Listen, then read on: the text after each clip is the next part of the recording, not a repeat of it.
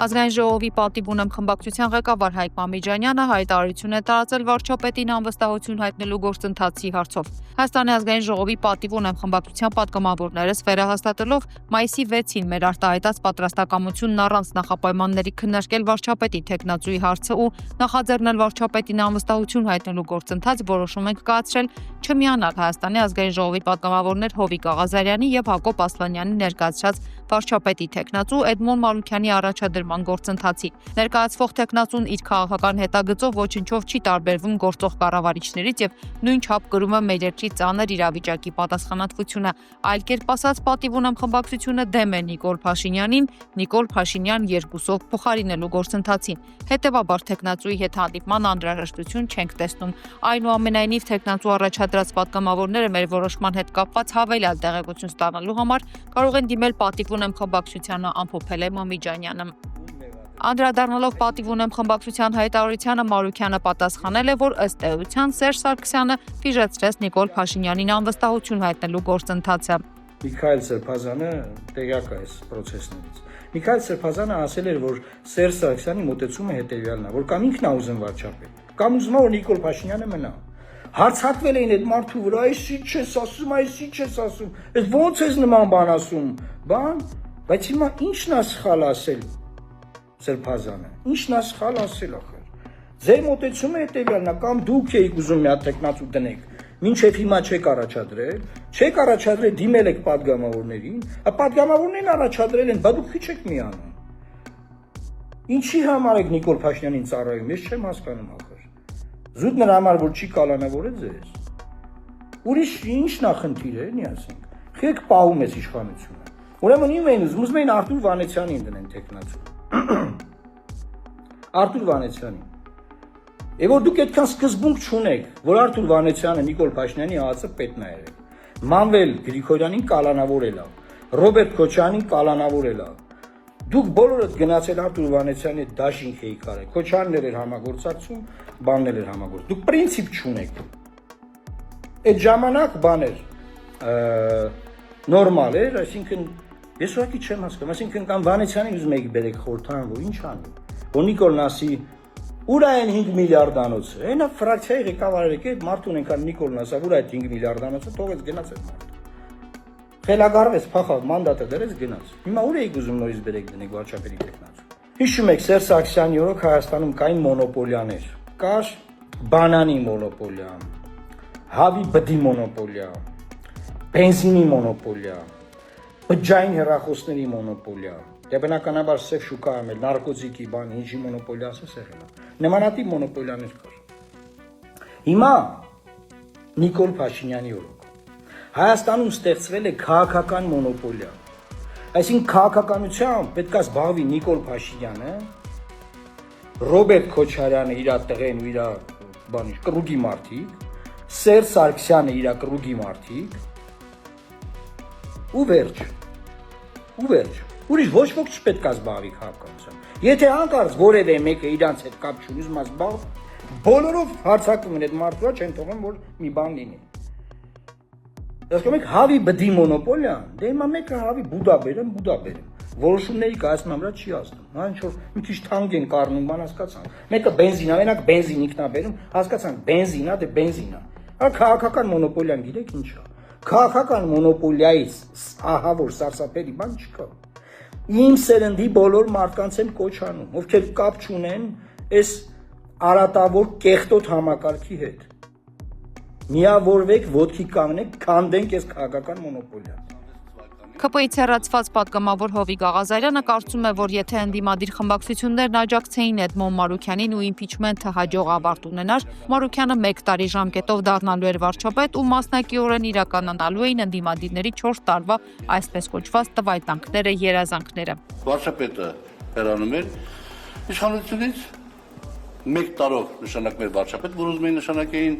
Վազգեն Մանուկյանին, Բագրատ Գարստանյանին եւ այլ տարբերակներ։ Եվ հիմա այդ 1 տարվա հնարավորությունը տրվում է։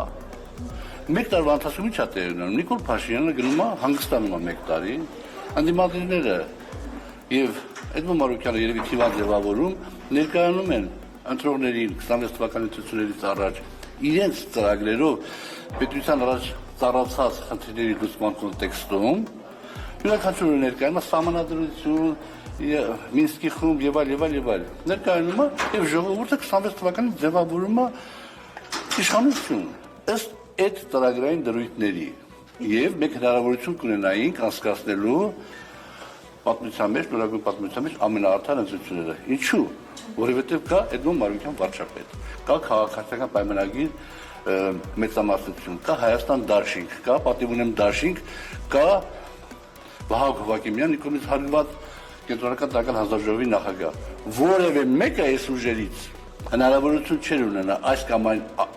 կերպ բացասական ազդեցություն ունենալ ընտրական գործընթացների վրա։ Պետք է հայտարարենք, որ դա չի նշանակում, որ մի գործընթացը դադարեցնում ենք, այդ գործընթացը բնում է բաց, եւ ես կարծում եմ, որ որևէ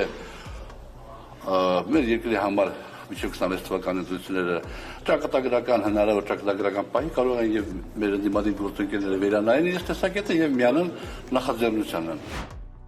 Հրապարակ թերթը գրում է, թե շաբաթներ առաջ հայտարարվեց, որ Երևանն ու Բաքուն համաձայնության են եկել խաղաղության պայմանագրի տեքստի շուրջ եւ վերջին երկու չհամաձայնեցված դրույթների հետ կապված էլ արդեն կա պայմանավորվածություն, սակայն Ադրբեջանը շարունակում է նորանոր պահանջներ ներկայացնել Հայաստանին։ Հիմա էլ Հայաստանի զինանշանն են պահանջում փոխել դրա վրայից հանել Արարատ լեռը։ Տիրանայում Եվրոպական քաղաքական համայնքի 6-րդ գագաթնաժողովի շրջանակում Փաշինյանը պատասխանել էր Ադրբեջանի հանրային հեռուստատեսության թղթակցի հարցին եւ հայտարարել, որ ՀՀԿ-ին ուղղված դիմումը Մինսկի խմբի լուծարման հարցով խաղաղության պայմանագրի ստորագրման հետ միաժամանակ կարվի։ Ասել էր նաև, որ Հայաստանի սահմանադրությունում որևէ հարևանի նկատմամբ չկան տարածքային պահանջներ եւ խաղաղության պայմանագրի երկրի հիմնական օրենքին համապատասխանության հարցը կարող է որոշել միայն տվյալ երկրի սահմանադրական դատարանը պայմանագրի ստորագրումից հետո, սակայն Բաքվից հնչեց արձագանք, որ Հայաստանի վարչապետը կրկին փորձում է մոլորեցնել միջազգային հանրությանը, նույնիսկ զինանշանը, որը հիշատակվում է Հայաստանի սահմանադրության 21-րդ հոդվածում արտացոլում է հարևանների նկատմամբ Հայաստանի տարածքային պահանջները, ասել է Ադրբեջանի արտգործնախարարության մամուլի խոսնակը։ Պայմանագրի համաձայնեցումից հետո սա երրորդ պահանջն է, որ առաջ են քաշում ադրբեջանցիները, նախորդ երկուսը Մինսկի խմբի լուծարումն էր եւ սահմանադրությունը փոխելը։ Որոշ տեղեկություններով Փաշինյանը պատրաստ է ամեն զիջման գնել, միայն թե կորզի այդ թղթի կտորը խաղաղության պայմանագիր անունով, որն իրականում խաղաղություն չի երաշխավորելու, բայց դառնալու է քարոզչական դրոշակ ընտրություններից առաջ։ Հայաստանի պաշտպանության նախարար Սուրեն Պապիկյանի հրավերով մայիսի 20-ին պաշտոնական այցով Հայաստանի Հանրապետություն է ժամանել Իրանի Իսլամական Հանրապետության պաշտպանության եւ զինված ուժերի աջակցման նախարար բրիգադի գեներալ Ազիզ Նասիրզադեի գլխավորած պատվիրակությունը։ Հայաստանի ազգային ժողովի նախագահ Ալեն Սիմոնյանի հրավերով Հայաստանում է Կիպրոսի ներկայացուցիչների պալատի նախագահ Անիտա Դիմիտրիուի գլխավորած պատվիրակությունը։ Ազգային ժողովի եւ Կիպրոսի հանրապետության ներկայացուցիչների պալատի միջև համագործակցության միջխորհրդարանական հանձնաժողովի անդամներ Հասմիկ Հակոբյանի եւ Ֆրիպսիմեն Հունանյանի ուղեկցությամբ բարձրաստիճան հյուրերը այցելել են Ծիծեռնակաբերդի հուշահամալիր։ Պատվիրակության անդամները ծաղկեպսակու ծաղիկներ են դրել Հայոց ցեղասպանության զոհերի հիշատակը հավերժացնող անմար կրակի մոտ, գրությամբ ու խոնարհումով հարգել Սուրբ նահատակների հիշատակը։ Հայոց ցեղասպանության թանգարան ինստիտուտում նրանք ծանոթացել են Եղեռնի մասին հավաստող փաստաթղթերին։ Անիտա Դիմիտրիուն գրառում է կատարել պատվավոր հյուրերի հուշամատյանում։ Բաքվում արցախցի գերեվարված ղեկավարների ապօրինի դատավարության ժամանակ հարցաքննել են Արցախի նախկին նախագահ Բակո Սահակյանին եւ ցուցադրել Հայաստանի առաջին նախագահ Լևոն Տեր-Պետրոսյանի ելույթներից մեկի ձայնագրությունը։ Դեռևս 2025 թվականի հունվարին ադրբեջանցի բլոգերներից մեկը ակտիվորեն տարածել էր Տեր-Պետրոսյանի մասնակցությամբ տեսանյութը, որում ասվում էր, թե մինչև 1988 թվականը Հայաստանում 170,000 ադրբեջանցի է ապրել։ Ցուցադրվել է նաեւ տեսագրություն, որում Բակո Սահակյանը եւ մյուս հրամանատարները փաստաթղթեր ու քարտեզներ են քննարկում։ Հարցաքննվել է նաև Արցախի ազգային ժողովի նախագահ Դավիթ Իշխանյանը, նրա եւ Մոնթե Մելքոնյանի մասնակցությամբ տեսանյութեր են ներկայացվել։ Հաջորդ դատական նիստը նշանակված է մայիսի 22-ին։ Մայիսի 20-ից 21-ը Ռուսաստանի Դաշնության արտաքին գործերի նախարար Սերգեյ Լավրովը աշխատանքային այցով կժամանի Երևան, հայտարարել է Ռուսաստանի արտգործնախարարության պաշտոնական ներկայացուցիչը։ Ըստ Մարիա Զախարովայի ավանդույթի համաձայն տեղի կունենա ծաղիկների խոնարհում անհայտ զինվորի շիրիմի մոտ գտնվող հավերժական կրակին եւ ծաղկեպսակի զետեղում Հայոց ցեղասպանության զոհերի հիշատակի հուշահամալիրի։ Մոսկվայում հույս ունեն, որ Լավրովի այցը կնպաստի Ռուսաստանի եւ Հայաստանի միջև քաղաքական եւ միջգերատեսչական երկխոսության ամրապնդմանը, կհանգեցնի փոխհմբռնման աճի եւ յուրաքանչյուր կողմի համար հետաքրքրություն ներկայացնող հարցերի շուրջ փոխընդունելի լուծումների գտնմանը, նշել է նա։ Ռուսաստանի արտգործնախարարության հաղորդմամբ Լավրովը Երևանում կքննարկի հայ-ադրբեջանական եւ հայ-թուրքական կարգավորման գործընթացները։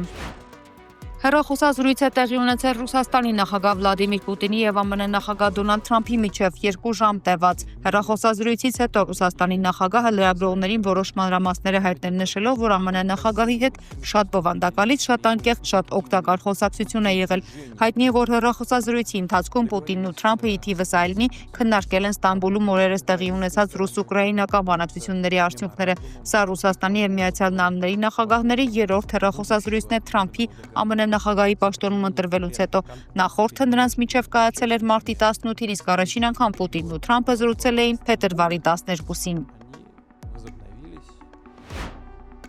Մարմարի գյուղում մայիսի 4-ին անհետացած երկամյա Տիգրանի որոնումները շարունակվում են, հայտնել է Ներքին գործերի նախարարության համայնքային ոստիկանության գլխավոր վարչության մասնագիտական մեթոդական աջակցության վարչության պետ Էդգար Պետրոսյանը։ Բոլոր վարկածներն ու տեղեկությունները ստուգվում են, նույնիսկ անհավանականները։ Երկամյա Տիգրանի հայրը Արթուր Մանուկյանը Փաստինֆոյի հետ զրույցում խոսել է որդու անհետացման դեպքի վերաբերյալ իր մտահոգություններից։ Նրա խոսքով, չնայած փրկարարները ջանքեր են գործադրում որոնելով Տիգրանին Մարմարիկ գետում եւ Հայաստանի այլ տարածքներում, այժմ որևէ հետք չի հայտնաբերվել։ Ոչ մի բան չկա, այս ջրից ինչ ասես հանել են այնտեղ։ Դու էլ կատու են հանել, շուն են հանել, գառ են հանել, հորթ են հանել, հավ են հանել, բայց չկա, փաստորեն երեխան չկա։ Ոչ մի բան չկա, կոշիկ չկա, շոր չկա։ Չգիտեմ։ Ինչ-որ այլ տարբերակ կա, որ այս ընթացքում միգուցե մի քիչ արդեն հանգստացած տարբերակները ոչ չես կարող հանգստանալ, դրանց հետո որ չես կարող, ոչ մի բան չեմ բացառ։ Ոչ մի բան, ոչ մի վարկածը չեմ բացառ։ Կարողա տարել է։ Կարողա որն է այսօր փաստը ցույց տալի, հակված են նրան, որ ավելի շատ տարել է։ Բայց կա այդպես որևէ մեկում վրա կարող է։ Դրանից որելներ կեթայի հիմա գտած կլինի։ Ես ոչ թշնամի ունեցա, ոչ թշնամանք ունեցա, չգիտեմ։ Առեղծված դառավ։ Ես ներողություն եմ խնդրում, բայց դες բարկացրել էին որոշ մարդկանց կամ իրենց այսպես կոչված էքստրասենսերի տեղ դրած մարդիկ, կխնդրեմ անդրադառնանք էլի այդ հրապարակումներին, կարծում եմ կարևոր է սա։ Ոչ դիմել ենք, ոչ բան ենք արել, իրանք իրանցով եկել են, իրանք իրանցով ինչ ասել են, ուր դե ասել են, այն տղեկը հետ է, որ դե ցույց են տվել այլ են այդ տարածքները։ Դաժե փրկարարներն են նայել։ Իրանք չեն խանգարում ձեզ կամ Բենց խանգարեցին էլի։ ինչով խանգարեցին։ Ամեն ինչով իրանց այդ սուտ տեղեկատվությամբ։ Ստեղ երեխեն, դեղ երեխեն, ստեղ երեխեն, դեղ երեխեն։ Գիշերվա ժամը 2-ին զանգել են, գնացեք այս ինչքան 25 կիլոմետր տարածքով շարավիղով սաղ ինչքան տեղ ասես նայել է։ Ոչ մի բան չի։ Էլ չգիտեմ ինչ մտածես։ Այսպիսի դեպք Մարալիկի հետ կապված։ Մարալիկ չի, Մարմարիկ։ Մարմարիկի հետ կապված կներեք, գետի հետ կապված նկատի ունեմ, որ այս ծավալի որոնումներ ունեն եւ այսքան արդյունք։ Դա մենակ Մարմարիկում չէ, թե երևի Հայաստանի Հանրապետության մեջ էսենց չի եղել, որ այս մասշտաբի ու այս ձևի ուսումնասիրի ու ոչ մի բան չի արել։ Այդ մեր գետը, որ դեբետի դեմն է, առույա դեբետը մարդ հանգնում 2-3 օր հետո հանում են, բայց ստից փաստն է, որ 17-րդ օրն է ոչ մի բան չկա, դաժե հետք չկա։ Չգիտեմ։ Եկել մի բան է, որ չգիտեմ, այդ սայթերով, մայթերով, YouTube-ով գցում են ծնողներից այսքան փող են պահանջել, ծնողները դրամը հավաքեն Մարմարիկի համայնքապետարան, ոնց էին ասել, որ ինչ ձև էր։ Տենց փող են հավաքում, հաշվի համար են տալի, ժողովուրդ ջան, դա սաղ ապա տեղեկատվությունն է, տես բան չկա։ Եթե լինի ես անձամբ խոսամ, մի հատ sense ձեր նման լրատվական կանչեմ, պարզ խոսամ, այդ մասին կհայտնեմ, բայց չկա տենց բան, խնդրանք ձեզ, մի հավատացեք, ոչ մեկդ, ոչ մի բան, ոչ փող փոխանցեք, ոչ բան արեք։ Այսինքն հաշվահամար են բացել։ Չգիտեմ հաշվի համարը բացել են թե չէ, բայց այն որ ասում են $9,000 մեկը գցե, այն մյուս կայքը $70,000 գցե, ես ինձ պրոստո այդ տիպի պիղծ Մարդ ես չեմ տեսել, որ ես իրանց է չեմ ցանկանա, այսի տենա, ինչը որ ես ապրում եմ։ Իրոք անկեղծ չեմ ցանկանա, որ այսի տենա նրանց ցավը։